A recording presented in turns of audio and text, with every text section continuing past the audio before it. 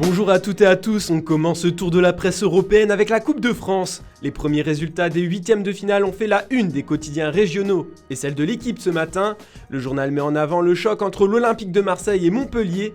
À droit au tir au but, titre le média, les Phocéens se sont qualifiés après une séance de tir au but après un match nul, un but partout. Ce ne sont pas les seuls à filer en quart de Coupe de France. Corse Matin applaudit la très bonne prestation du SC Bastia qui élimine le Stade de Reims au tir au but.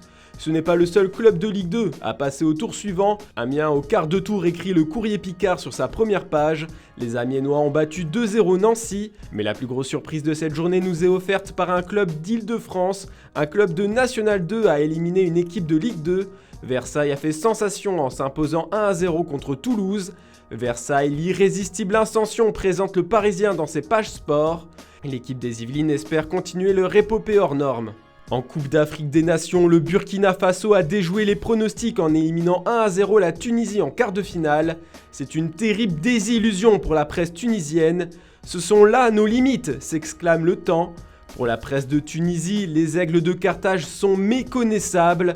De son côté, Kamou Malo, le sélectionneur burkinabé, a dédié cette victoire aux habitants de son pays, touchés il y a peu par un coup d'État.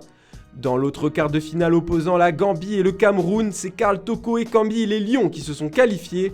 Avec son doublé, le joueur de Lyon permet à son équipe de se hisser en demi-finale. Pour être bien complet sur les résultats de la soirée qui ont fait la une, au Portugal, le Sporting a remporté la Coupe de la Ligue contre le Benfica 2-1, suprême titre au Jogo.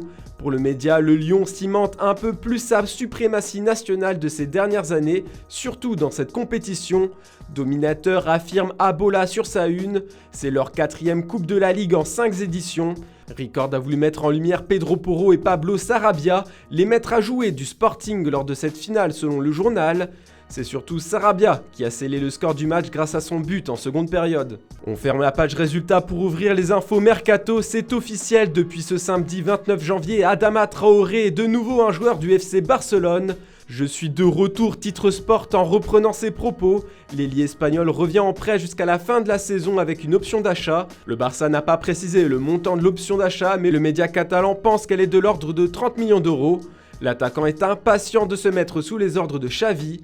Son nouveau coéquipier Ousmane Dembélé pense toujours à partir et surtout à ses nouveaux prétendants selon Sport. Le club et le joueur pousseront jusqu'au dernier moment pour mettre fin à leur relation. Son avenir pourrait se décider dans les prochaines 48 heures. L'agent du joueur s'efforce de trouver des solutions. 3 équipes ont manifesté leur intérêt, Chelsea, Manchester United et le PSG. Ils sont prêts à signer l'international français avant la fin du marché hivernal ce lundi à minuit.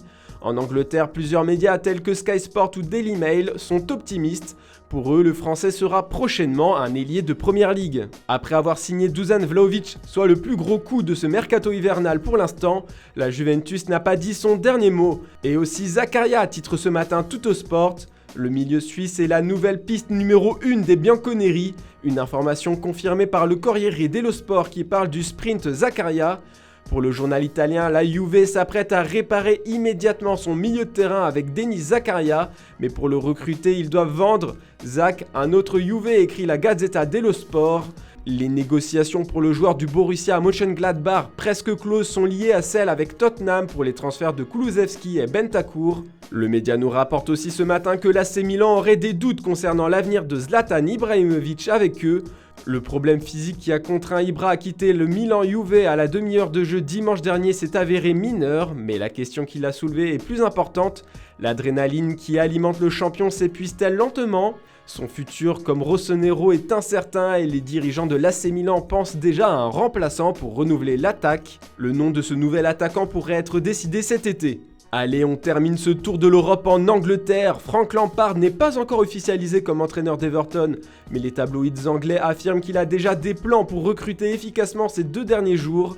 Frank fait des affaires intelligentes, écrit le Daily Express. Et ce serait même une première affaire conclue pour les Toffees avec le recrutement de Donny van de Beek. Selon le média, Lampard veut arracher le malheureux joueur de Manchester United des griffes de Palace avant la fermeture de la fenêtre des transferts demain soir. C'est le raid de Lampard sur United pour le Daily Mail.